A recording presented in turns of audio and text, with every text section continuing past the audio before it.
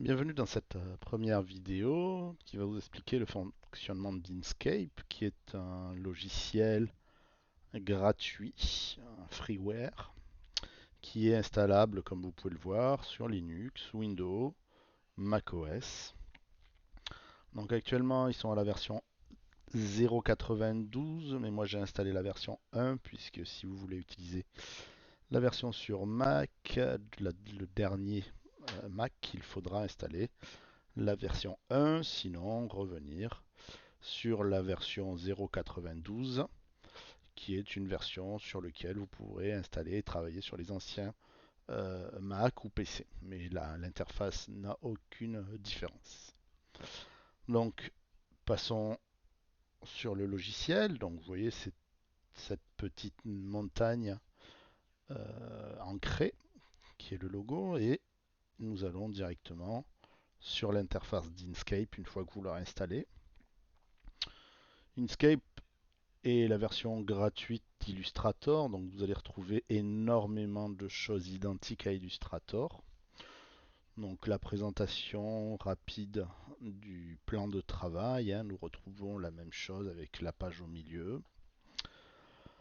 Sur le côté, tous les outils, donc nous allons découvrir petit à petit, mais bien entendu, vous retrouvez la flèche noire qui va permettre de sélectionner les objets, l'outil nœud qui est en fait l'équivalent de la flèche blanche sur Illustrator, qui va permettre de sélectionner des nœuds euh, dans un objet.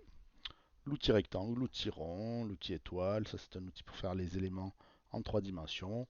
Et nous verrons petit à petit les éléments. Bien sûr, nous retrouvons l'outil texte pour créer et écrire, et ainsi que les options de dégradé, de colorisation qui est ici.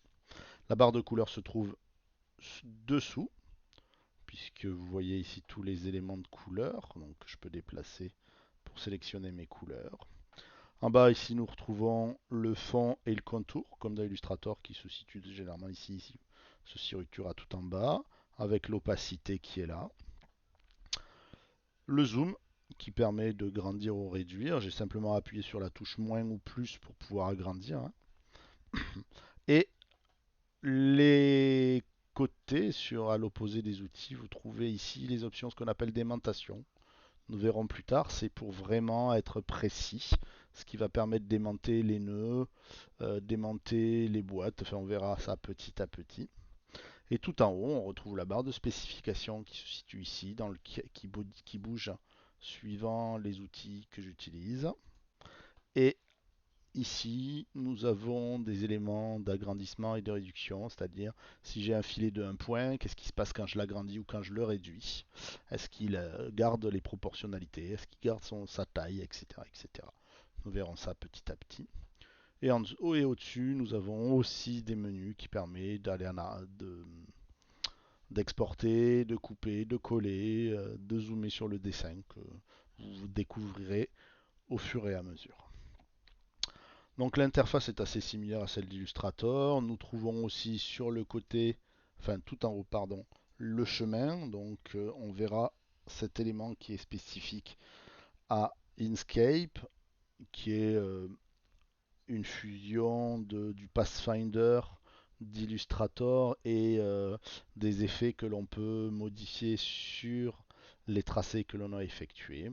L'objet qui est très semblable à Illustrator, les calques et euh, le panneau qui est ici qui nous permettra de modifier, de déplacer ou de créer nos calques.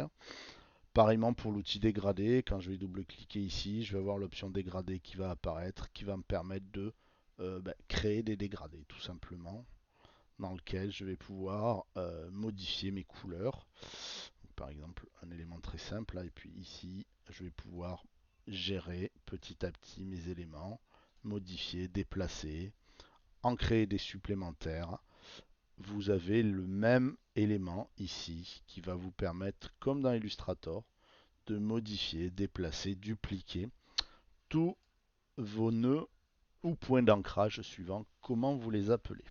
Mais nous reviendrons plus précisément sur chaque outil dans les exercices précédents. Dans ce premier exercice d'Inkscape, nous allons réaliser un pictogramme de clown comme vous pouvez le voir sur l'écran, un élément très simple, un objet avec un fond rouge, des petits boutons jaunes, une tête blanche et un petit nez rouge, ainsi que le prénom que vous écrirez sur une des manches. Ce petit pictogramme va nous permettre de découvrir les fonctions premières d'Inkscape, c'est-à-dire les modifications et la création d'éléments vectoriels très simples.